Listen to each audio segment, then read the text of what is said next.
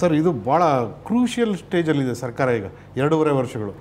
ಇನ್ನು 2.5 ವರ್ಷಗಳು ನೀವು ಏನನ್ನು ಯಾವ ರೀತಿಯ ಆಡಳಿತ ಕೊಡ್ತೀರಿ ಅನ್ನೋದ್ರ ಮೇಲೆ ತಮ್ಮ ಪಕ್ಷ ಮುಂದಿನ ಅಧಿಕಾರವನ್ನು ಪಡ್ಕೊಳ್ಳುತ್ತೋ ಬಿಡುತ್ತೋ ಅನ್ನೋ ಇದು ನಿರ್ಧಾರ ಆಗುತ್ತೆ.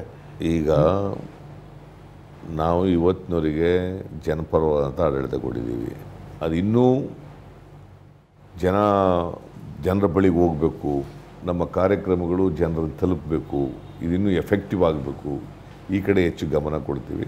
ಮತ್ತು ಭ್ರಷ್ಟಾಚಾರ ಇನ್ನೂ ಕಡಿಮೆ ಮಾಡಲಿಕ್ಕೆ ಅದಕ್ಕೂ ಆ ಕಡೆಯೂ ಕೂಡ ಹೆಚ್ಚು ಗಮನ ಕೊಡ್ತೀವಿ.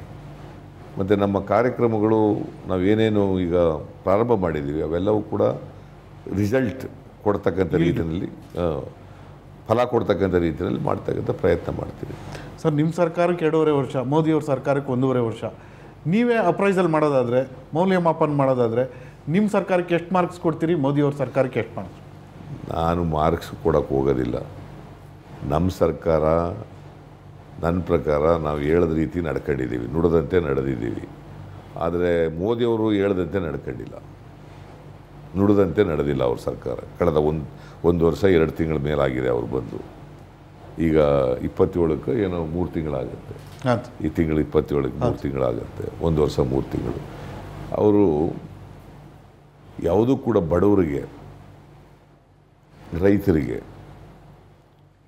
ಯಾವುದು ಕಾಂಕ್ರೀಟಾಗಿ ಯಾವುದೇ ಪ್ರೋಗ್ರಾಮ್ಗಳನ್ನು ಮಾಡಿಲ್ಲ.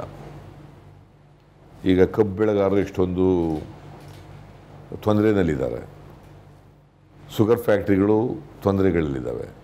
ಅವ್ರಿಗೊಂದು ಪ್ಯಾಕೇಜ್ ಕೊಡ್ರಿ ಅಂತಂದ್ರೆ ಇವತ್ತಿನವರೆಗೂ 7,000 ಕೋಟಿ ಬಡ್ಡಿ ರಹಿತವಾದ ಒಂದು ಅದು ಬಡ್ಡಿ ಸಾಲ ಕೊಟ್ಟಿದ್ದಾರೆ.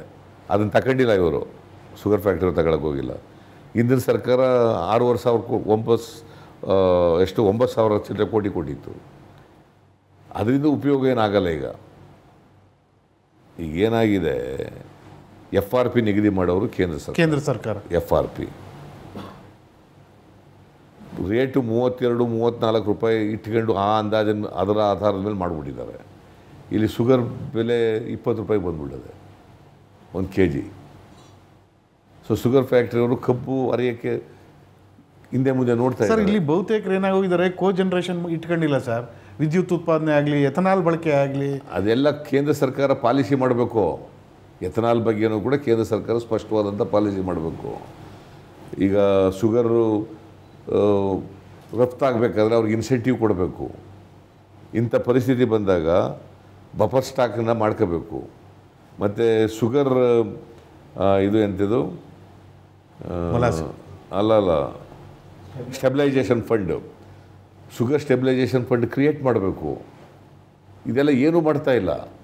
ನಾವು ಇದನ್ನೆಲ್ಲ ಮಾಡಬೇಕು ಅಂತೇಳಿ ರಿಕ್ವೆಸ್ಟ್ ಮಾಡಿದ್ದೀವಿ ಅವರಿಗೆ. ಅದಕ್ಕೆ ನಾಳೆ 20ನೇ ತಾರೀಕು ಪ್ರೈಮ್ ಮಿನಿಸ್ಟರ್ ಭೇಟಿ ಮಾಡಿದಾಗ ಈ ಮನವಿಯನ್ನು ಕೂಡ ಮಾಡ್ತೀನಿ ಅವರಿಗೆ.